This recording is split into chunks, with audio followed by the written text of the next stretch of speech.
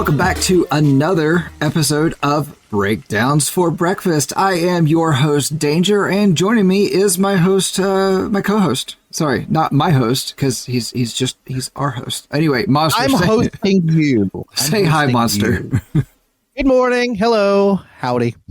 So we are continuing our month of side projects, and we are going to be talking about Wes Borland of Limp Bizkit's side project, Big Dumb Face, and their album, Duke Lion Fights the Terror.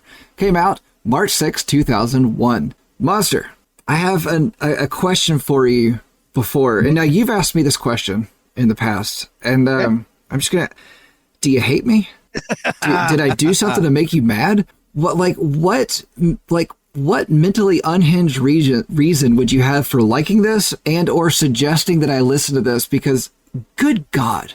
Okay, so I have made it no secret on this show that I am a nu metal weirdo. Fanatic. Like I way more than the average person should like nu metal. And obviously Limp Bizkit, one of the most popular nu metal bands of all time. Yes. And one of the Wes longest Borland, running nu metal bands of all time. Yes. And Wes Borland, their guitar player, is probably in my top 5 favorite guitar players of all time. His stage presence, his style, he's very unique, and I've always been a big fan of his. Well, back in this time, early 2000s, Limp Bizkit was the biggest thing in the world. And Wes was kind of an introverted theater kid and wasn't real interested in being in this rap rock, giant, bigger than life thing. And he kind of got like spooked and sort of was like, you know what? I'm just going to go off and do the craziest thing I can think of. And he even kind of joked about like, I'm the guy from Limp Bizkit. Everybody's going to love it no matter what I do. So I'm just going to go completely off the deep end and it's still going to be huge. And it wasn't, because it is so freaking wackadoodle, but I think it's great. Okay, so with that, I asked you what mentally unhinged reason you would have for liking this and suggesting that I listen to this, because this is just a mentally unhinged album. This is just bizarre. Now, as far as him being a theater kid, I think that that's actually how he got to where he started wearing the costumes on stage, because I think he left a production and then didn't have time to change clothes and then just showed up on stage and it was like, okay, we're just going to do this now. Okay. So I use the term theater kid as sort of like an all-encompassing term. He was really more of like a graphic artist, cartoonist kind of guy. And so most of the artwork in Limp Bizkit CD booklets is Wes Borland's drawings. And Duke Lion Fights the Terror, every song in the booklet is gorgeous. Every page is devoted to each song. So all the lyrics are there, but then he has actual pictures of the creatures that are in the songs, and the artwork is all done by Wes, and it's really, really cool looking.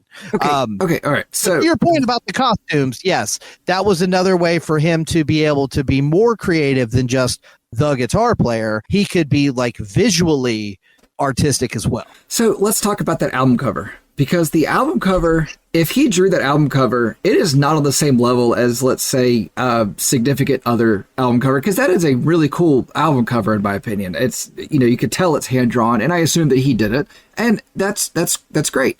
This album cover looks like maybe his 4-year-old drew it. I mean, I don't know. It looks very juvenile. Okay, first of all, he did not do the cover of Significant Other, but his artwork is in the booklet, as well as I think he did do the cover of $3 Bill, y'all, and I know he did the cover of Gold Cobra, and Still Sucks. He did that one too. But as far as Big Dumb Face goes, dude, I don't know what you're talking about. This album cover is sweet. It's got a bunch of the characters from the songs. They're all just super wacky. What do you mean? Looks like a child drew it. You are nuts. This thing is cool. The cover is about as good as this album. Oh, okay. So I'm just going to say it. I don't want to be that guy. Okay. So let me just start off by trying to preface this. You just don't get it. Oh God. Oh. No. Okay.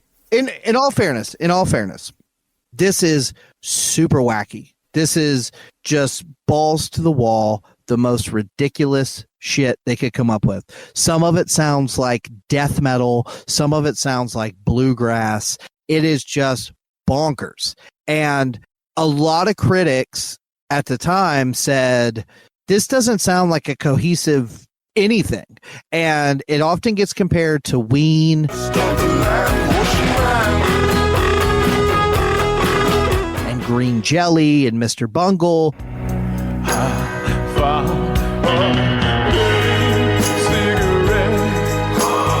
But those guys, I don't want to say they wrote better songs, but they felt more cohesive than this. This feels like just great big piles of nonsense.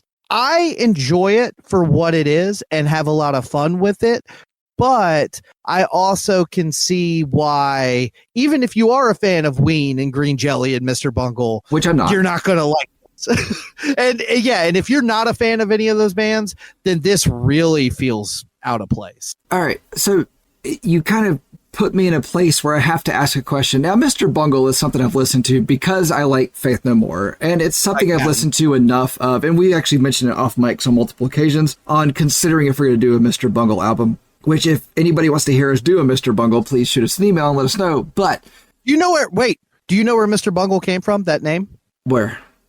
From Pee-wee's HBO special that he did. Fun. Because they show this little film strip about don't be a Mr. Bungle, always wash your hands before lunch. And, would Mr. Bungle pick his nose? Of course he would. Don't be a Mr. Bungle. Cool. I feel like we'll talk about that more if we ever do a Mr. Bungle album.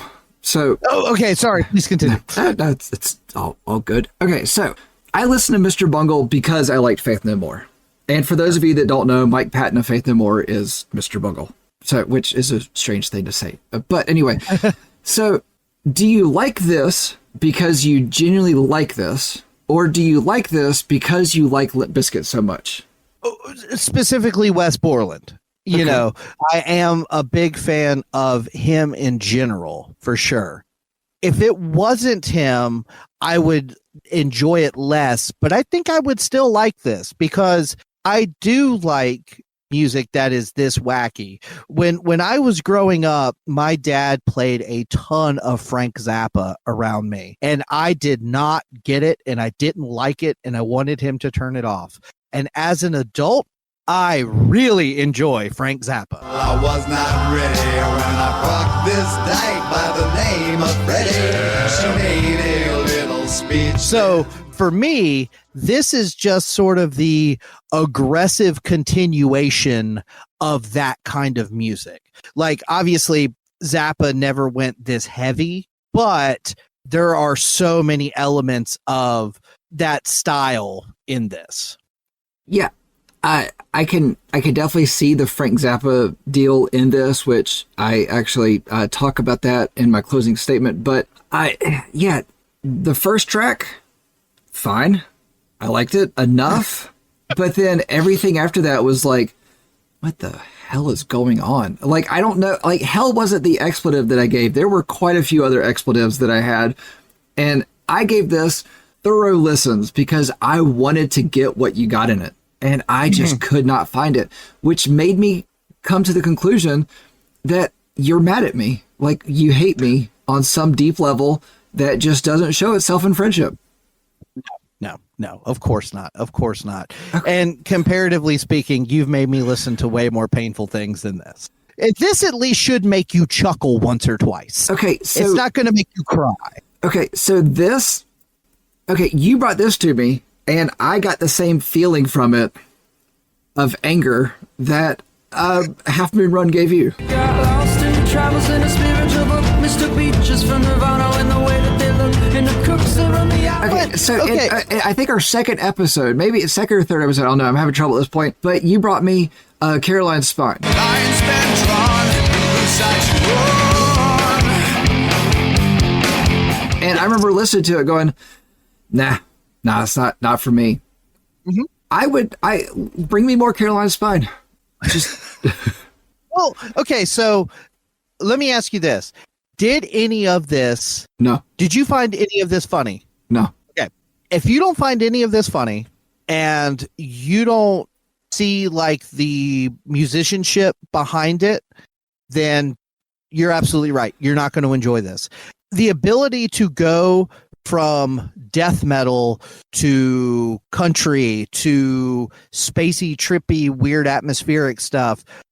As a musician, if you're that versatile, good on you, because that's not always an easy thing to do. Now, Wes is on record as saying these songs are stupid.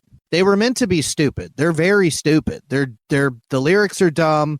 The music is just as abrasive and weird and wacky as they could make it. And so to their point, check. Yeah, they nailed it. I'll give that. Knocked it out of the park. So your mileage may vary on whether or not you enjoy that. But for me, this is the kind of record, yes, I have to be in the mood for this. This isn't something that I'm dying to listen to all the time. But I did go through a phase where I listened to it a lot because there's nothing else like it. Like we keep throwing out names like Zappa and Bungle and Green Jelly and Ween, but this doesn't sound like that. This is just in the same category because it's just so cuckoo bananas. So I do think it's funny that this is compared to Ween. Critics compared it to Ween, but like the unfavorable side of Ween, which I thought was funny because I kept seeing it's unfavorably compared to Ween. Okay, cool. But I do want to talk about the timing of this album because I do think the timing was interesting. So knowing that Wes Borland was kind of struggling with the success of Limp Bizkit, he recorded this shortly before leaving.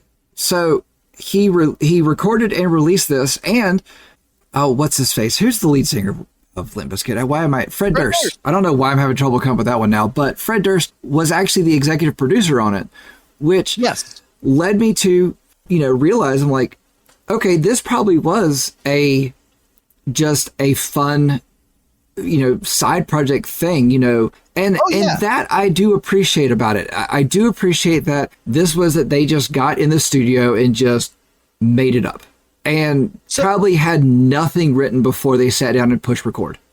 So from the little bit of research that I kind of did on this, Chocolate Starfish came out in 2000, and that album was huge.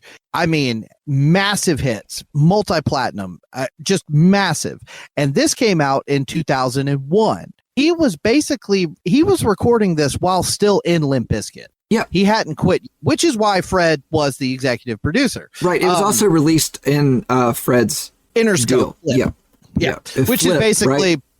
I think I saw it worded as a vanity label for Fred Durst because it was literally where he signed Cold and Puddle of Mud and like all of his little post-grunge crybaby bands.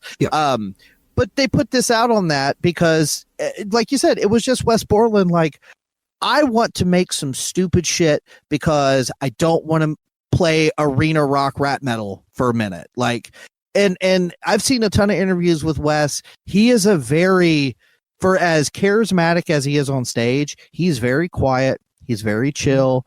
And that's because he does stuff like this. We've talked about like some of those other bands. What was the really sad band that you said's a lot of fun? The two guys. This Wildlife. But your eyes are swallowing me. Mirrors start to whisper, shadows start to... Yeah, This Wildlife.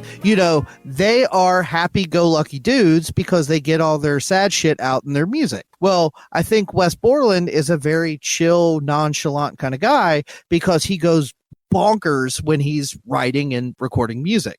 Because if you know anything else about Wes Borland, he has other side projects that are more like Blacklight Burns is sort of a industrial rock kind of thing. It's a lot more straightforward than this.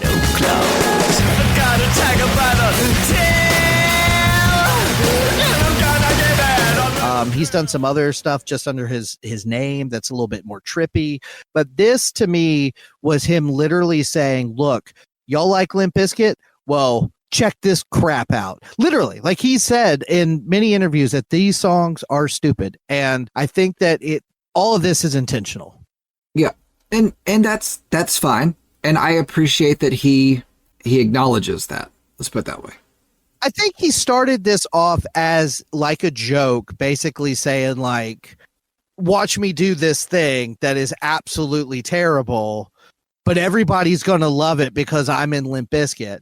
And it didn't really work out that way. And then he ended up leaving the band shortly thereafter. So if you actually go back and look, this is sort of a dark period for Wes in his career. I saw something recently. He also had lost a ton of money in the stock market. And so he was like broke, and he left Limp Bizkit, and he was like, what am I doing? Like, I'm ruining my life. So he kind of hit like a weird little period there. But I think that it's so just a neat story to be like literally one of the biggest bands in the world, like recognizable by everyone. And then you do this. Okay. So before we jump into the track by track, there are a couple reviews that I did think were entertaining that I wanted to bring up. Now, we have talked about between here and the Is4 podcast, we've talked about how reviewers don't really know what they're talking about. But so Desert News, Scott Owoski, I think is how you pronounce his name. He described the album's lyrics as riotous meanderings that tap into early grindcore grooves and Captain Beefheart psychedelica. There you go. Yep. I concur. And then from Entertainment Weekly, Robert Cherry wrote, dumb, check. Big, not likely. But at least Duke Lion Fights the Terror isn't only about the nookie. Exactly. And I think that's what Wes wanted it to be, you know? Yeah. So, all right. You ready to jump into the track by track? I am. All right. You're going to have to correct me on some pronunciations. All right. I will do my best. Yeah. Track 1, Bolgeweist.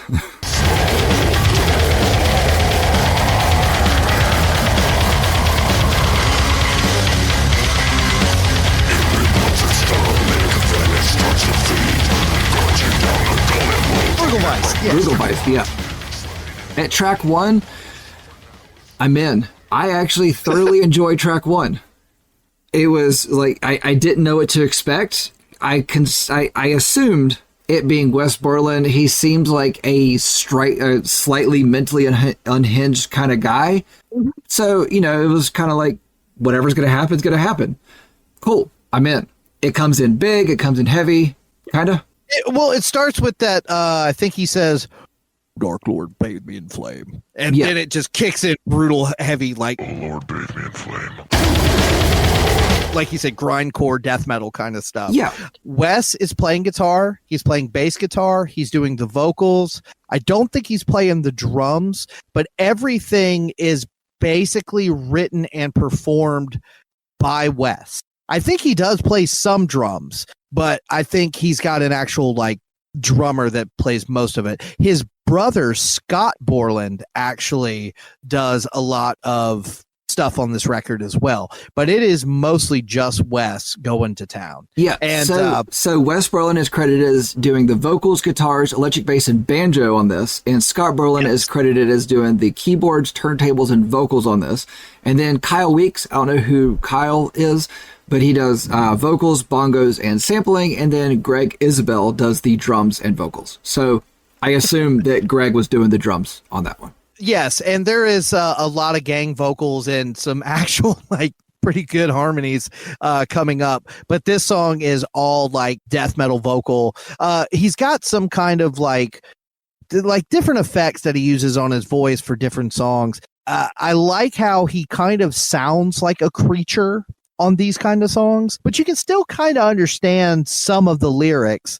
Basically, these first couple songs are literally just characters that he came up with, I guess. So I guess they fit the Duke what is it? Duke Lion. Duke Lion fights canon. Yeah, Duke Lion. Yeah, Duke Lion is the hero, and Burgelweist is one of the monsters that he does battle with. So now we have talked about, I listed off who played what, but I do want to know who does the piccolo solo.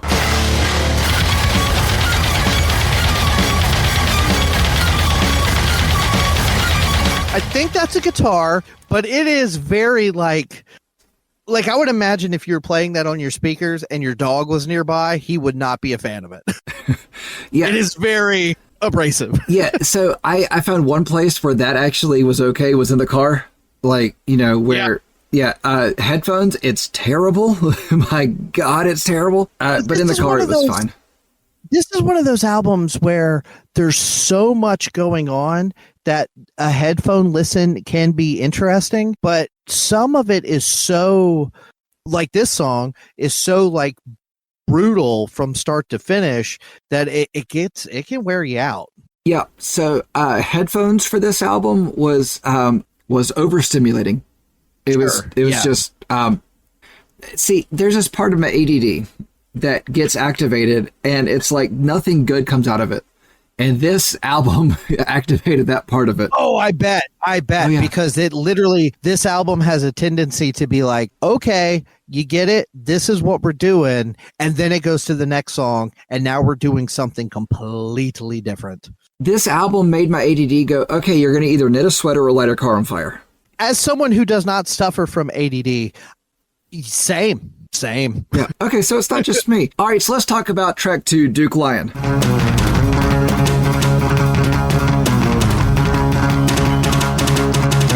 want the lightning from the sky, Duke Lion.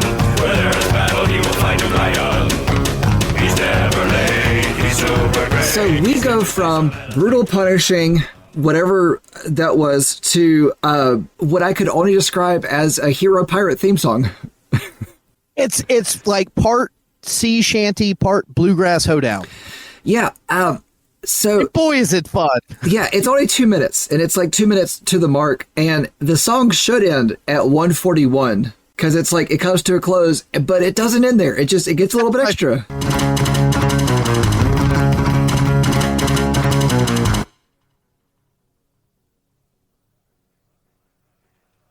He's the son of man and God and lion.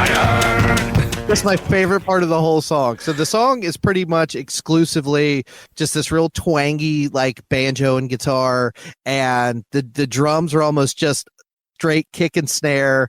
There's a bunch of gang vocals, and it's real silly. And at about 139, the whole song stops for about 3 seconds and then jumps back in, and it makes me laugh every time. Yeah, and like I think it probably took me twice listening to that song of going like, okay, like the first time it was, all right, we're done. Nope, we're not. And then it was like the second time was like, we're done, but we're not. We're okay, there it is. All right. And it was like, that was just kind of accepted from that point on as far as that song goes. Now, I listened to this album through probably 5 times. Yeah. Once part of the way through headphones because I just couldn't do it. I mean, it was, I listened to this more than I would care to. But as somebody who, like I said, went through a phase that really loved this album and listened to it a lot, I can see somebody not being familiar with this, not really loving it, needing to take a break. Like, not just like switch from headphones to room speakers, but like 5-6 songs into it being like, I will listen to more of this later. Yeah, and none of these songs are very long. No.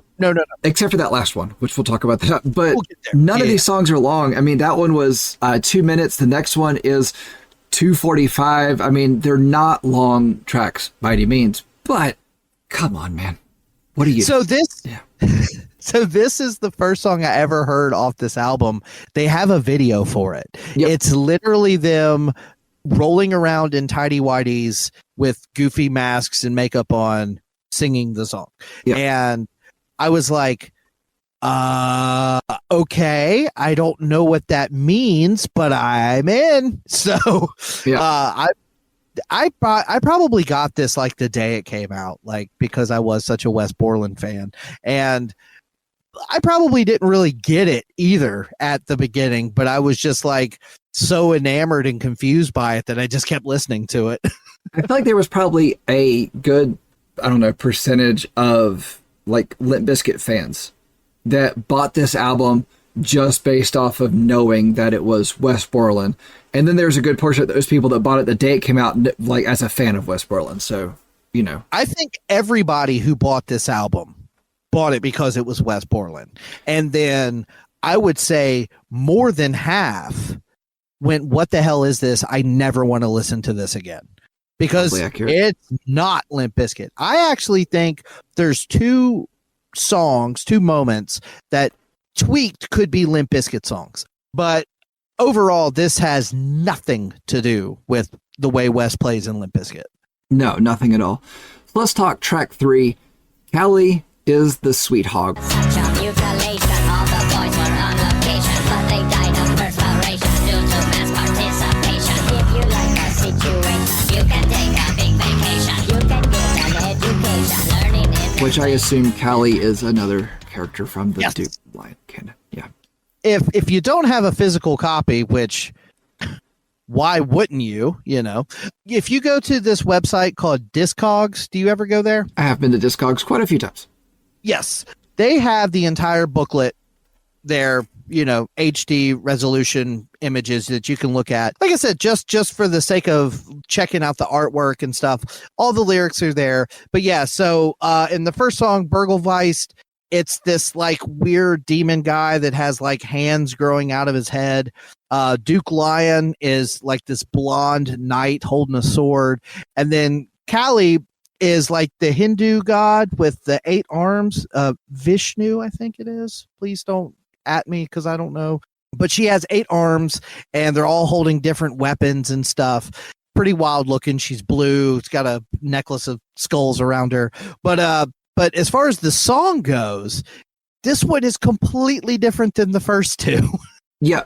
So first, we are not sponsored by Discogs, but I personally am a fan of Discogs. I have a collection of vinyl, and then I've got a fairly lengthy collection of CDs, and their app for their phone, I've been able to catalog all of it, which has been a really cool thing to be able to do. Oh, wow. That is cool. Yeah. And so that's one of the things, you know, about the different pictures for each page and all, you know, you can upload that kind of stuff to it, and it's fun. And it tells you how much stuff is worth. You can sell it on there and all that. And it's fun. So, all right. Callie is the Sweet Hog.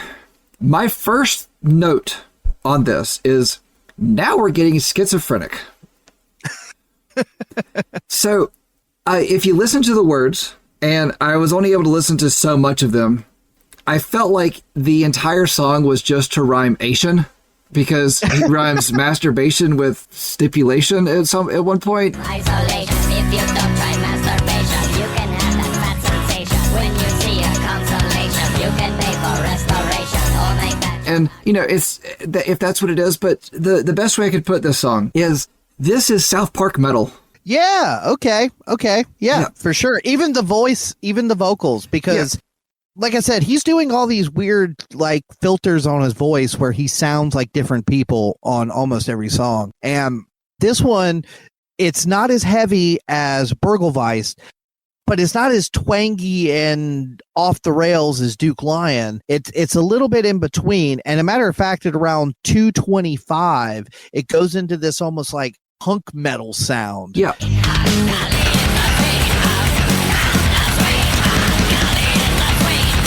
Mixes it up even more. But this is like, for me, this is when I started to like get into the album a little bit more, because I feel like the songs come in like 2 or 3 flavors. It's all over the place, but this flavor of the songs is my favorite. The ones that have kind of some weird little guitar lines, the vocals are more I don't know, they're not like monstrous, but they're not, I guess they're silly. Like they kind of sound like the South Park kids in a way. Right. Cartoony is the best. Like in South Park, South Park, because that's the most adult cartoon, you know, that we have at our, you know, ready disposal. But I kind of feel like where at a certain point we got like that first track was more of like the almost industrial, but just kind of that like driving metal. And then we get this at a certain point. I kind of feel like, you know, where this kind of started almost like a South Park hip hop kind of track and then turned to that South Park metal. I kind of felt like the two started to merge together. And by the end of the album, we got mostly that.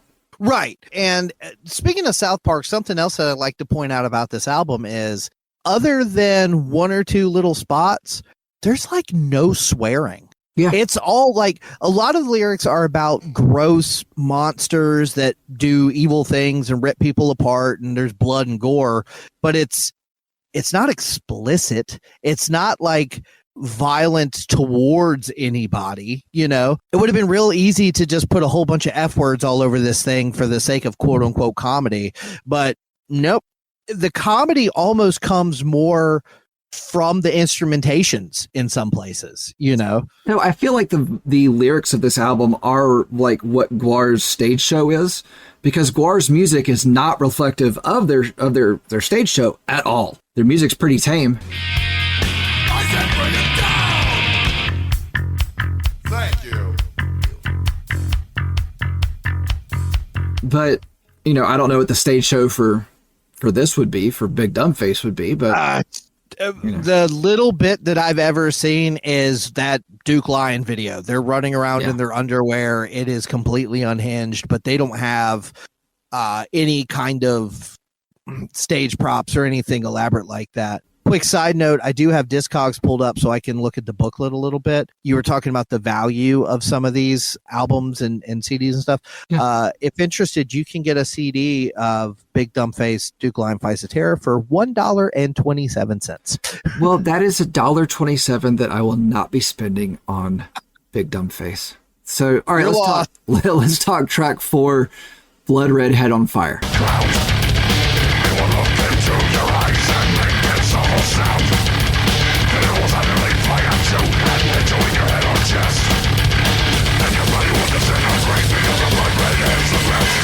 This one goes a little bit more towards the first song, Burgelweist. Yeah. It's very heavy. It starts with just a little bit of like this like 1950s sci-fi sounds. That's pretty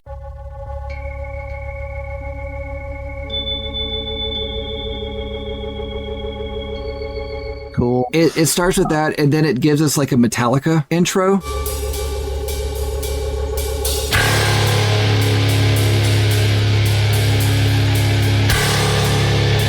A little bit. And like a Metallica style intro. And I actually, what that's I put is 1 and 4 from the same album. And this is kind of what I was talking about, how like the songs are, you know, they're opposite of each other almost in a way, and then they slowly start to merge together. Right. And that's what I was saying, that like these songs kind of come in flavors. You've got like the death metal, industrial, like heavy songs. Then you've got like the twangy, almost country adjacent songs. And then you've got like the weird, trippy, spacey songs. And some incorporate multiple things, and some are just that one piece. You know what I mean? Right. And to your point, yes, 1 and 4 definitely feel cohesive, especially since they're both about a gruesome monster that Duke Lion is going to have to defeat. And that's the bulk of the lyrics. It's about a blood red head on fire that spits fire at people and shoots lasers out of its eyes, and sounds terrifying. Thank God Duke Lion is here to fight it. Now, you have mentioned in the past that you're a fan of things that are titled what they are, and so you know what you're getting. So you knew exactly what you were getting when you started listening to this. Yeah, exactly. They literally named their album, the name of their band is Big Dumb Face. Like, this is dumb. This is stupid. And if you take it seriously, you're going to be disappointed. If you take it for the out of control horror movie dick joke that it is, then you can have fun with it.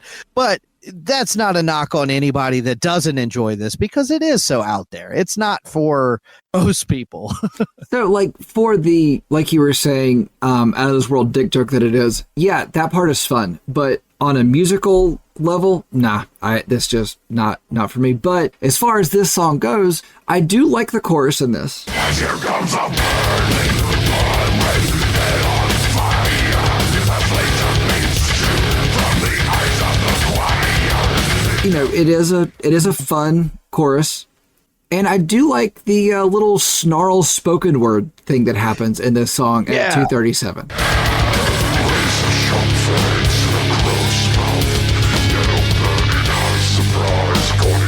That part's fun. Yeah, but that was it. I don't know what else to say. It's a short song about a gross 342. monster, and it's heavy as hell. Like, I don't know. It's wacky. All right, so let's talk track 5, Space Adventure. It's fun to learn the game and we all play well. We like the taste of the strange foods. We navigate and we create, made from us to help us out. When we land, we make new friends and never friends. So this one goes with number 3. Yes, exactly. And this one has just a teeny tiny little bit of Limp Bizkit in it. Like the way he's playing that guitar lick. Yeah, it's definitely not, it's not a Limp Bizkit song for sure. No, I actually said this is a cartoon Fun Loving Criminals song. Okay, yeah, because it has this, so the guitar line is not super complex, but it's really interesting because he plays it, and then he plays an octave higher, and then he plays an octave higher. Like, it's interesting, the, progression there, but like, the section from 52 seconds to 1 minute where it kind of bridges from the chorus into the next verse.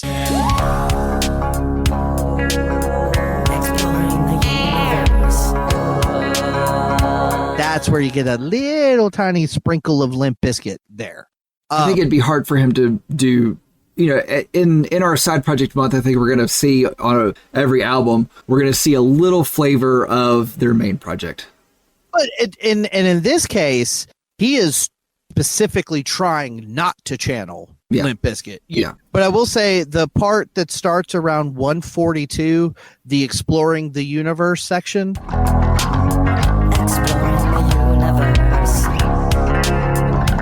It gets really cool and trippy, and I love that part. I really, really genuinely like that part. Okay, so let's talk track 6, Fightin' Stance. Not fighting, fighting. No.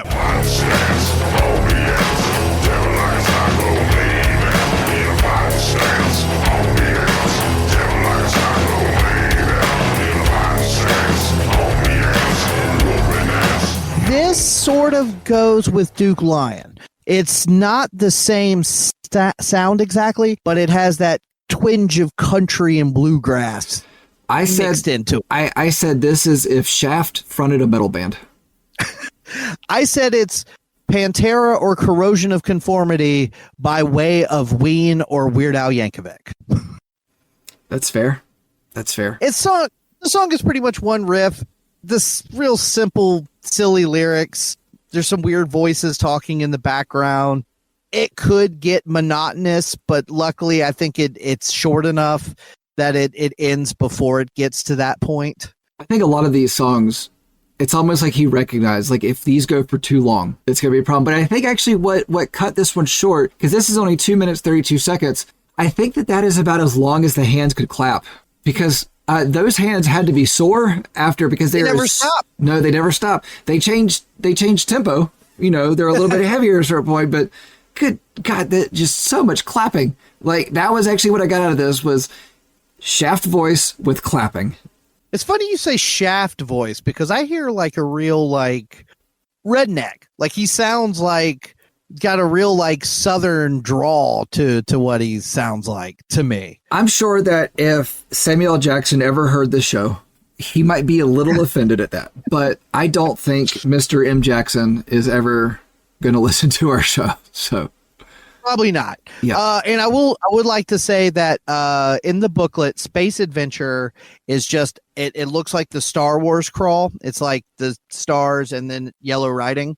No creature on that. Now with Fightin' Stance, it's interesting because there is a picture of a guy, but it's just a guy. It's just a normal looking dude holding a beer. And that's, I don't know. Like, I don't know if this is supposed to be a character or, you know what I mean? I don't know. And maybe I'm reading too much into this. Maybe that's the case. Maybe you're wanting there to be. No, I want nothing more than what this is at face value. Yeah, this is a face value album for you. It is. And it has to be. Like, because, like, yes, it's fun to, like I said, the booklet has pictures and descriptions of these things, and that's really fun, but it is just, it's dumb on purpose. So, all right. Let's jump into track 7, Organ Splitter.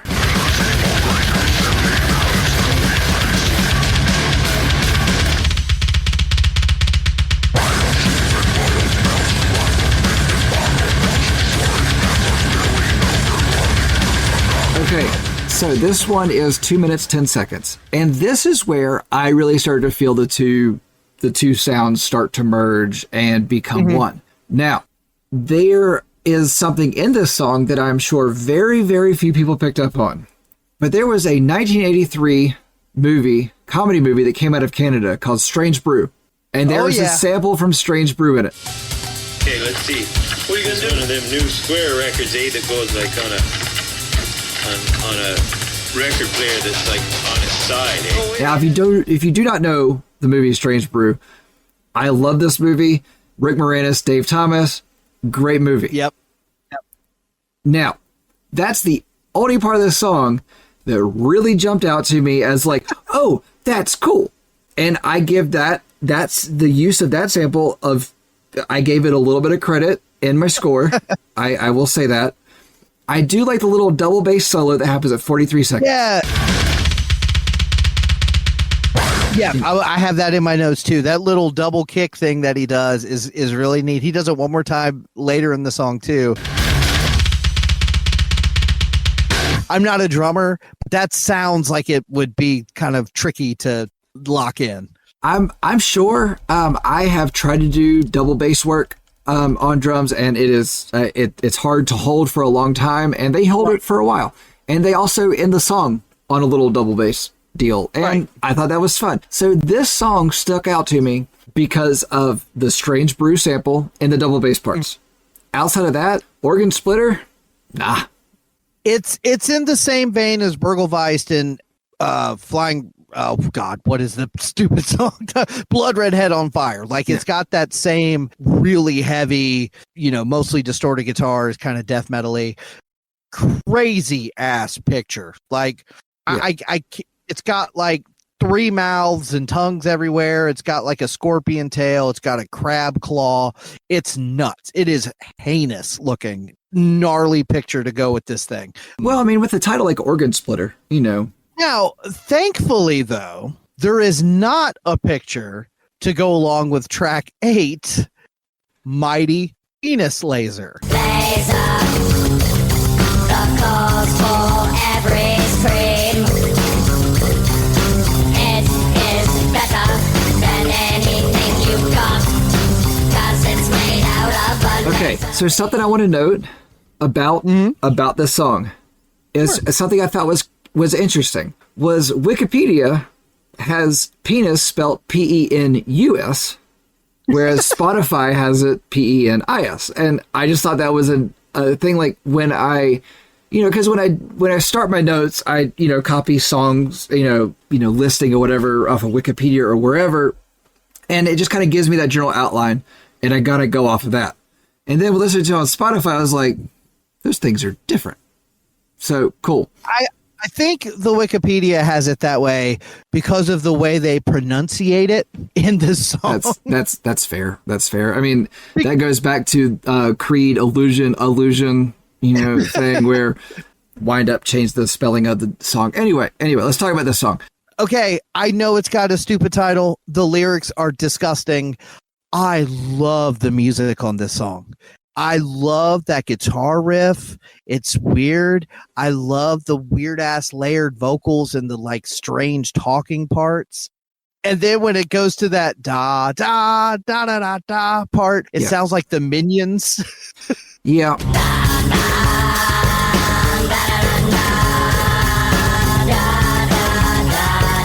I love it. Okay, it wasn't listed in the instruments that I was talking about before, but is that a sitar at 316?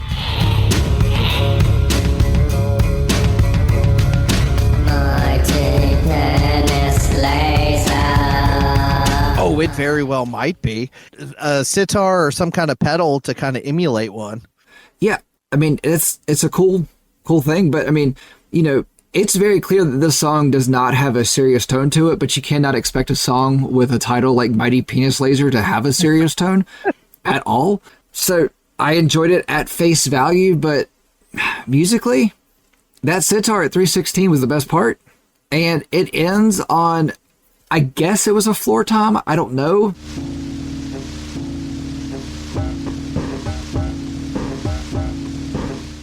It's just a drum And it just kind of goes out with this empty room sort of static sound. I don't know. Yeah, it kind of falls apart at the end, a little Frank Zappa-esque there. I feel like he didn't know how to end it. Well, yeah, just you make a cacophony of noise and just, who cares? But I don't know, man. Like, this is one of those songs where if you made the lyrics about something serious and you sang it with an actual human voice as opposed to these weird creature voices that he's using, this could be a legit song. It could be. If you figured out how to end it as well. I think this one is a lot of fun, and I make no apologies for the lyrics. They are disgusting, but that's fine. Like, the music is so cool on this one. I have a lot of fun every time this one comes on. All right, so let's talk track 9, Robot. That's the feces. That's the morning all of 3 days. Kill the bastards, kill them all. We'll take nothing big or small. All those bastards want to die. Use your knife to stab his eye. So, to your point, we're mixing the stuff now. So, Robot... Yeah, this is just full-on mix of both. Yes, it's got the, like, brutal, heavy music, but it's got the cartoony voices instead of the monster voices. But again, it's a minute long. So, it's like, who cares? It's just blast you in the face for a minute. Yeah, there's not a lot to say about this one. It's just the cartoon vocals with the industrial sounds and cool. Just in case you're wondering, the picture is a very generic robot that has... I was curious, so thank you. Yeah. A matter of fact, though, it does says, "Thank you, robot." And then underneath it says, "I had the bad morning dream again from the Lost Goat Slayer short film, Short Dicks, copyright 2786 AB, Crotch Cabana Films." So Goat Slayer is a band that some of the guys that play on this were in that. I don't remember if I don't think Wes was ever in Goat Slayer. And I think Goat Slayer is kind of along these lines. They're very silly, good musicians, but they don't take themselves seriously at all. Okay. So track 10, Rebel.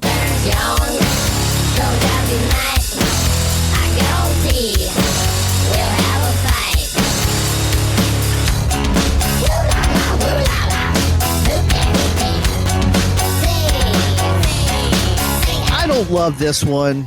This one kind of goes along with Fightin' Stance, has that kind of little bit of a redneck rock kind of sound to it. It's about fighting. It's okay. Yeah, it's just kind of more of the cartoon vocals mixed with the industrial sounds, but then the song takes a turn into just kind of random noise, and it sounds like just random noises of what was in the studio. And, it's kind of like they just had, I don't know, they let a bunch of like 5-year-olds come in and just have playtime.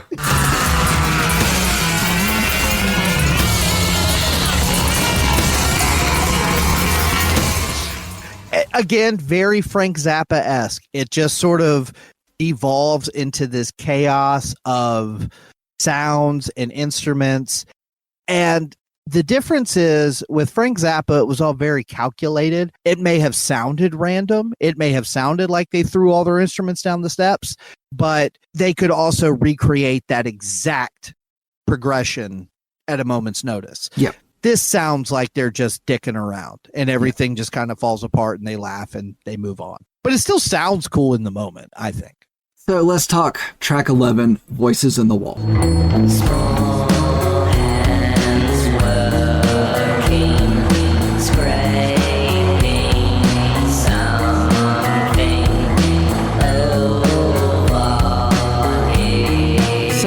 I guess this is the ballad and the slowdown of this album. I guess. This is my absolute favorite song on this album. Do you know why? Because it sounds like the most cohesive sound on the album.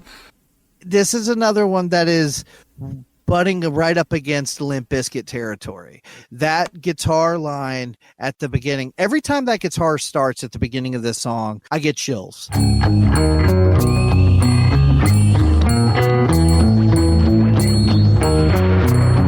It has such a mood and atmosphere to it. Now, I think the chorus gets a little poppy. I don't like the chorus as much as the verses. Small hands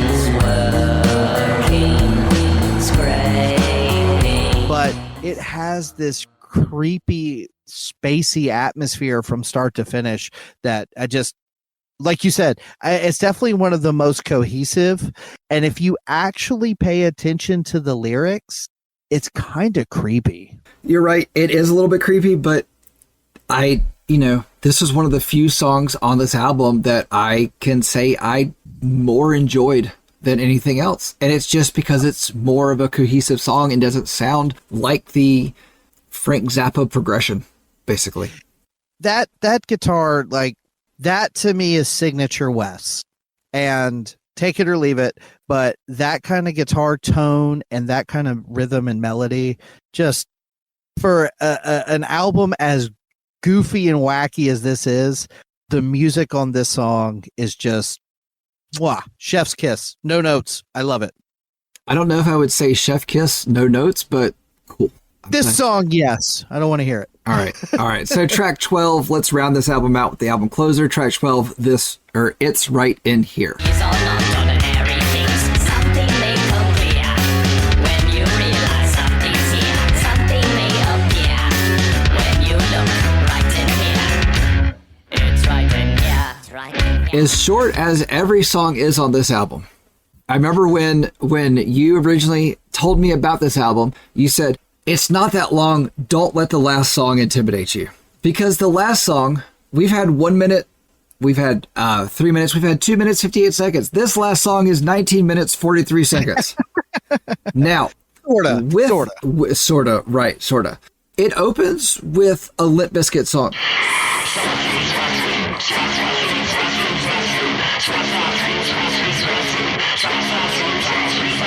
Basically. Kinda. It opens with that. And then it changes shortly after that. Something may appear. Listen on, it's right in here. Something may have wings. I want to hear that song that it started with. I want more of that song because it's like it gives us this flavor of like, oh hey, we're gonna give you a banger. Nope, no, we're not. We're gonna change it into. I think it's at 36 seconds. I marked it. It changes back into industrial cartoon. So this one to me sounds like Frank Zappa meets the Red Hot Chili Peppers, but voiced by the VeggieTales. That's fair. It's got these like little funky groovy parts that, like you said, that opening riff even has a little bit of a Limp Bizkit vibe to it, but then it just goes in all kinds of weird directions the whole time. So we do get like little flashes of that intro song at 2:02, and then at 3:07 we get little flashes of it, and it's like it's enough to give me hope for what's happening. But I did find that there are these like little words that are almost like a German pronunciation, within it, and I thought that was an interesting thing. They do these weird little voices when he says it's right in here. It's right in here. It's right in here. And there's all kinds of different versions of it. It's right in here. All these silly things. That's what I'm talking about. It's like it's almost like he says it with this like German accent, like almost like an Eastern European like thing. I don't know. Now, do we know what the word Sassoon means? No, because they chant that a lot throughout the song.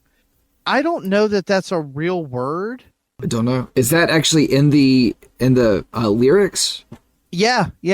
Sassoom. I don't know. Sassoon. I feel like maybe that's what the minions that are around the arena as Duke Lion went to fight the terror were chanting as they were approaching each other before the fight started. Maybe. I don't know. Maybe. That sounds good. We'll go with that. Yeah. So this song is 19 minutes, 43 seconds, but the actual song is only 4 minutes, 30 seconds. And even at 4:30, it's still one of the longer ones on here. And it is, yeah. And then after 4 minutes, 30 seconds, I am going to genuinely ask you, what the hell am I listening to?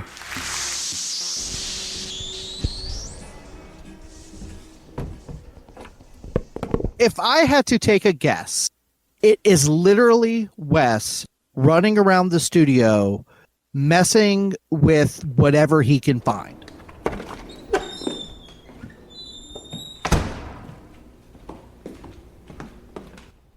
I get the impression that he is literally running from room to room because there's a lot of dead air in here where he'll just, you don't hear anything. Then you'll hear some footsteps and then you'll hear him banging around on a drum set for a little while.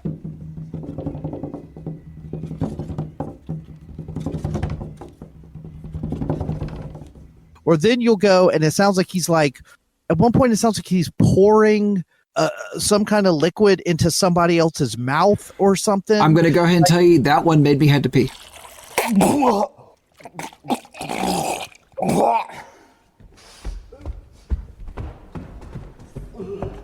Okay. Maybe I'm the sick person, but I got the image of him like peeing. Like that's and then when I heard the guy's voice going, I was like, oh God. Like, but I think like that's all what you're supposed to think. Like it's just a gross mess at the end. And I've listened to that part maybe twice my entire life, and I've got this album for 20 plus years. I'm going to go ahead and tell you, I listened to it once, all the way through. Like the first time I listened to it, it was just kind of like I just left it on, and I listened to it once with intention, and even with that, I still found myself just skipping ahead slightly. Like, I'm going to skip ahead until we hear a song, because I was hoping that maybe, because I looked at his other albums, and I saw that the last track of every album is a longer track. It's a 19, 20-minute track. And I was kind of hoping that maybe we were in, like, the hidden world, the hidden song territory of things.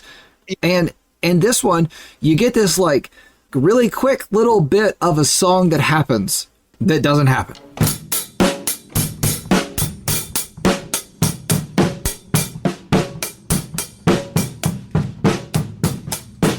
Right. Yeah, it's just nonsense for 15 minutes almost. Like it's Before we do the rest of this stuff, let me just read this one little thing. So in most albums, you've got like the detail page, I guess, where you see like who's in the band, who plays what, the thank yous and all that. Yeah. This is all handwritten by Wes on the back of the booklet. I'm guessing the lyrics are handwritten as well. It just stylistically fits. Yeah. Exactly. So let me just read this little thing. It's about, it's a few sentences long, but it is so funny and unprofessional. I love it. It says, all songs written, performed, engineered, and produced by Wes Borland. Additional participants. Scott Borland sang backup vocals on Duke Lion and played a second bass track on Callie is the Sweet Hog. Heather Borland clapped on Fightin' Stance, and Kyle Weeks sang a bunch on Duke Lion and a little on Space Adventure. At the end, he also molested the innards of a Casio keyboard at the end of It's Right in Here, and fooled around with a turntable and made some noise as well with me. Recorded at my house. Mixing and additional engineering by Brian Virtue, assisted by Daniel M. Serta at NRG. Fred Durst and Jordan Schur and Peter Kattis are the big ol' A&R and management men. All artwork by me, parentheses, Wes. Then live band is The Tongue of Kalakob is vocals and guitar. The Three-Headed Demetrian Pup is vocals, loud noise. The Cardboard Urinal is bass and vocals. And then Joe Couch is drums and vocals. Okay. Everything about this is unhinged. And you know what? I'm here for it. All right, Monster. So what's new? Hey, good looking. What you got? Cooking. Honestly, not a lot. If I had to say anything, it would be It's Right in Here.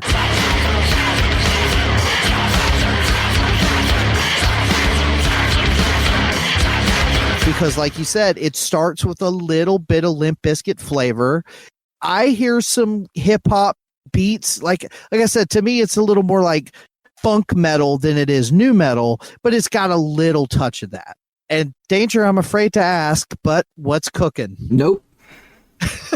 Just nope. I can see this being a bit distracting. There is nothing here that I ever want to play while I'm doing. I don't want to play this anywhere ever. Never again. Nope. After this recording, this is not going to get played. But what I do hate is that since we've been doing this, I play stuff, so many times for listening purposes that it ends up like getting like into the algorithm for Spotify, and Spotify thinks that I like it. And so this album will end up popping up on other playlists as I go along. Like those Taylor Swift songs pop up on album, like on playlists, that randomly generated playlists, like the new release or release radar that I listen to. Like I love that playlist, but I can't listen to it anymore because it's telling me Gwen Stefani is doing, or whatever. We haven't done a Gwen Stefani, but it's like, hey, you might like this one too. Right, but it's just, so I assume that Duke Lion or Big Dumb Face, whatever, will appear on something in the future. Will I listen to it? No. They did do another album, and I'll be honest with you. They did a Christmas album, if I remember. Yeah, so the Christmas album and their other album, I'm not a fan. They lean a lot heavier into the Burgleweiss, Blood Red Head on Fire vibe. They're not nearly as wackadoodle and goofy. And so I don't like them as much. This is the one that I think is quote unquote the best. All right. So the follow-up to this was Where is Duke Lion? He's dead. And then the Christmas album is Christmas in the Cave of Dagoth. I guess they were done with Duke Lion at that point. Yeah, and like I said, I have given both of those a listen, and I just cannot. I don't know. There's something about this one that works for me. Maybe I just haven't spent enough time with them. Maybe I should do a deep dive into Big Dumb Face, really absorb it. Okay, so without listening to any of the Christmas album, I do know that the Christmas album is now a safe choice for if I want to shake things up a bit at a Christmas party and just like, I'm just going to throw on something. I have no idea what it's going to be, but I'm going to. When it's getting late and you want everyone to leave, you now have the Christmas album to use for that. When I got to get up early tomorrow, it's not working. All right. So I know for a fact that your closing statements and my closing statements are going to be literally the exact opposite. So I ask, who should go first? I want you to go first. You're the one that brought this here, so I want you to go first. Strap in, folks. Danger's head's about to explode. For some people, and probably the majority of people, this album probably borders on unlistenable noise. For others, this album borders on genius. For me, it's much more the latter. As someone who has listened to a lot of Frank Zappa and Weird Al and Green Jelly, I think I kind of get it. But for the average music listener, I could see this being way too wacky to be able to sit down and enjoy. The music is a mix of pretty much every genre of music, and the lyrics are about monsters and rednecks and penis lasers. Is this brilliant or just a joke that got out of hand? I'd say the answer is yes. Either way, I think Wes shows he's a once-in-a-lifetime talent with a unique sense of humor and has far more to offer than just the eye candy and riffs of Limp Bizkit. This isn't for mainstream consumption, but to the handful of people out there that quote-unquote get it, I think this is a spectacle that should be experienced. 1 to 10, going to give it a 7. You gave this album a 7. I did. Okay. All right. So this album feels it was created in the back of a bus in a juvenile state of sleep exhaustion and delirium. Wes Borland is underrated when it comes to guitar playing. He is seen as the strangely dressed guitarist for Limp Bizkit, and after this, he should stay there. There are musical geniuses that color the musical landscape. Some are not for me and others are. I will take Frank Zappa and Bob Dylan over this any day. I gave this a 1.75. Yes, we got to a 1. Oh, man. Okay, so ladies and gentlemen, I was tickled in getting out my score because we haven't rated anything that low yet. So with this being a 1.75. Brutal. I actually had a lower number, And as I was talking about it, I was thinking about how much fun I have when I listen to this. So I bumped it up just a smidge. And now I'm so glad that I did because you were so low. All right. So Big Dumb Face Duke Lion Fights the Terror is now in the 40th position, right below, appropriately enough, Limp Bizkit results may vary. They should be next to each other. Yeah, so Duke Lion Fights the Terror Big Dumb Face is at a 4.375. Limp Bizkit is at a 4.5, and it's right above Half Moon Run Dark Eyes at a 4.25. If you disagree with the score that we have given this album, please shoot us an email at dangerandsarge@gmail.com or reach out to us on one of our social media platforms, Instagram, Facebook, or X. Or reach out to us on the Facebook page for Breakdowns for Breakfast. Monster, what album are we listening to next week? So next week, we will be rounding out our side project month with Craig Owens from Chiodos and his side project, Drugs, their 2022 album, Destroy, Rebuild.